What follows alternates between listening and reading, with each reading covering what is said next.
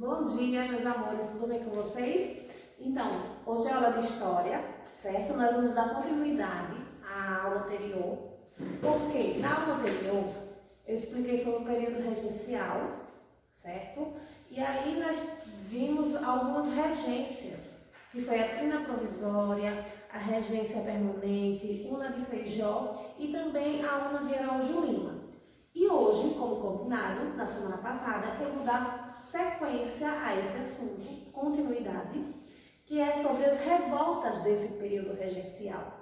E nós tivemos aí algumas revoltas e nós temos que entender e compreender cada revolta, o que foi a causa, por quem foi o líder, as consequências. Então nós vamos falar hoje um pouco sobre as revoltas. E como combinado, para casa, anotem aí na agenda. Eu espero que vocês estejam anotando a agenda, porque é uma forma de organização, certo? Depois eu vou pedir uma foto só para observar as agendas de vocês. Eu peço que vocês anotem a página para casa, que é página 74, 75 e 76 até a sétima questão, certo? De novo, página 74 a 76 até a sétima questão. Na próxima aula nós vamos dar a questão do segundo reinado, tá bom? Então vamos lá.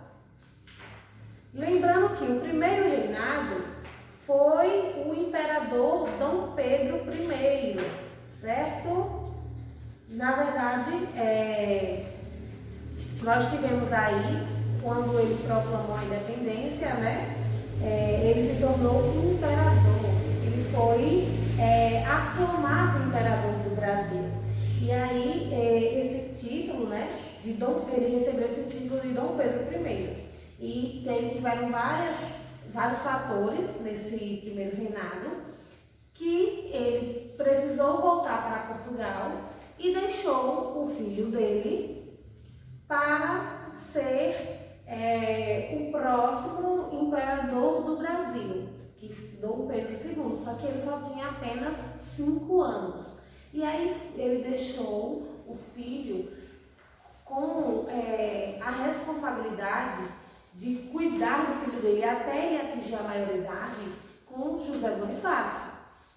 E nós tivemos aí toda a questão das regências que nós falamos, certo? E aí, Dom Pedro de Alcântara, né, ficou com José Bonifácio até que atingisse essa maioridade. E tivemos o período regencial, que, como eu já falei para vocês, a doutrina provisória, o período Una de Feijó, de Araújo Lima, certo?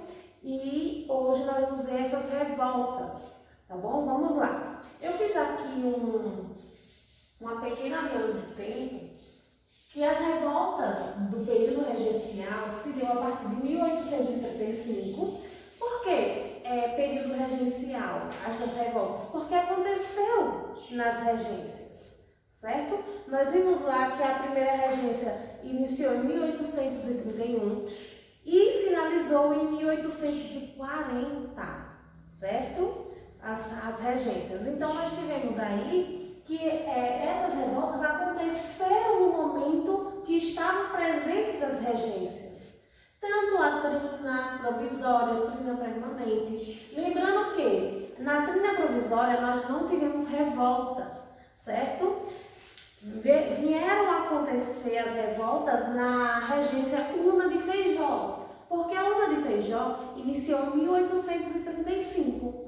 Então, as revoltas, elas também iniciaram em 1835. Então, nós não tivemos, certo, nenhuma revolta na trina provisória e na trina permanente, conhecida como revolta do período regencial. E aí, nós temos aqui, em 1835, começaram 2 revoltas, tanto a Rabanagem como a Guerra dos Farrapos, certo? E elas durou, a que mais teve esse período, esse longo período, foi a Guerra dos Farrapos.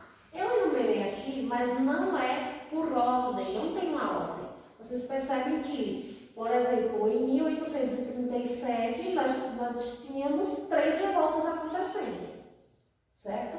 em 1840 nós também tínhamos 3 revoltas acontecendo. Então não teve uma primeira, segunda, eu enumerei só para colocar os pontos principais dessas revoltas, tá bom? Então nós não temos que pensar que uma aconteceu depois da outra. Nós temos que entender que elas aconteceram, poderiam acontecer ao mesmo tempo, só que em diferentes lugares, certo? Porque a gente pensa a história como sempre acontece uma coisa atrás da outra. Mas por enquanto que aqui estava se proclamando a República, no mundo estava havendo outras coisas. Então nós temos que entender que, por exemplo, eu estou gravando aqui e vocês estão assistindo. Então acontecem coisas ao mesmo tempo. Acontecem coisas antes, acontecem coisas depois e também elas estão interligadas, certo? Pode sim estar acontecendo ao mesmo tempo. Nós temos que ter essa noção da história do tempo. Então vamos lá. Nós vamos começar aí não vamos começar pela ordem, vamos começar pela ordem que eu coloquei no quadro. Cabanagem, na página 73. O nome dessa revolta originou-se a partir de como eram conhecidos os seus integrantes, ou seja, os cabanos. Os cabanos eram pessoas que viviam em cabanas às margens dos rios. Por isso que essa revolta, que foram a partir desses cabanos, originou o nome cabanagem, certo? E aí, esses cabanos eram pessoas simples, certo? As pessoas mais simples da população. E foi uma das primeiras revoltas a ter pessoas mais simples, tá bom? Porque antes as revoltas eram feitas por pessoas da oposição do governo. Então eram chefes, eram fazendeiros. Então essa revolta ela já traz um aspecto, uma presença da população, certo? Das pessoas mais simples da população.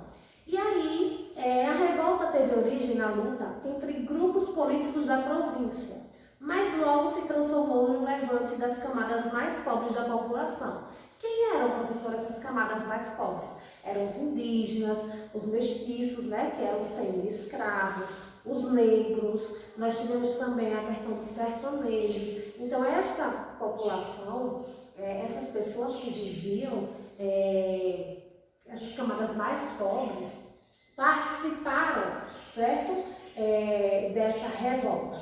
E aí, o que é que eles lutavam? Para que eles lutavam? Eles lutavam contra a exploração, certo? Porque eles sofriam exploração dos fazendeiros, dos grandes fazendeiros. E aí, eles queriam que essa exploração acabasse. Porque os fazendeiros e as autoridades estavam explorando essa população, os indígenas, estavam explorando os negros. Então eles se revoltaram. E os revoltosos conseguiram tomar o governo do Pará, certo? Conseguiram tomar o governo do Pará e só saíram em 1840. Aqui, só saíram em 1840, que foi onde acabou a revolta. Eles dominaram o governo do Pará de 1835 a 1840 durante 5 anos e só finalizou porque o regente, quem era o regente nessa época? De 1835 a 1840. Nós tivemos aí a regência Una de Feijó e de Araújo Lima. Então os regentes, eles enviaram, certo? Uma grande força militar. E essa força militar massacrou os revoltosos em toda a província. Então, finalizou quando realmente essa força militar chegou e aí eles massacraram os revoltosos, que era essa população mais pobre. E essas revoltas, apesar de terem acontecido em províncias diferentes, tiveram os mesmos motivos. E aí nós temos um quadro lilás na página 73, que vocês vão observar quais foram os motivos dessas revoltas. Vamos lá observar, Concentração de terras nas mãos dos grandes fazendeiros e escravidão. Então, eles estavam lutando contra essa exploração. Por quê? Porque tinha muita escravidão nessa época. E aí os fazendeiros tinham grande parte, tinham posse, né, das terras. Então essa foi uma dos motivos. O segundo motivo, as péssimas condições de vida em que ele via grande parte da população pobre, certo? Terceiro, descontentamento com os impostos cobrados pelo governo regencial. Lembre, muitas dessas revoltas vão lutar contra essa questão dos impostos, certo?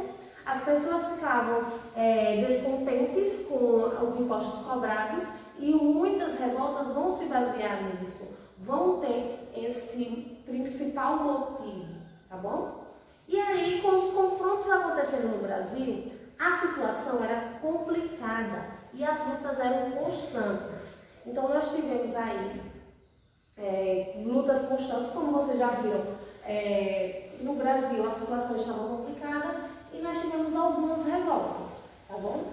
E aí, em 1840, o Senado resolveu antecipar a maioridade de Dom Pedro de Alcântara. Ou seja, ele foi proclamado a imperador aos 14 anos.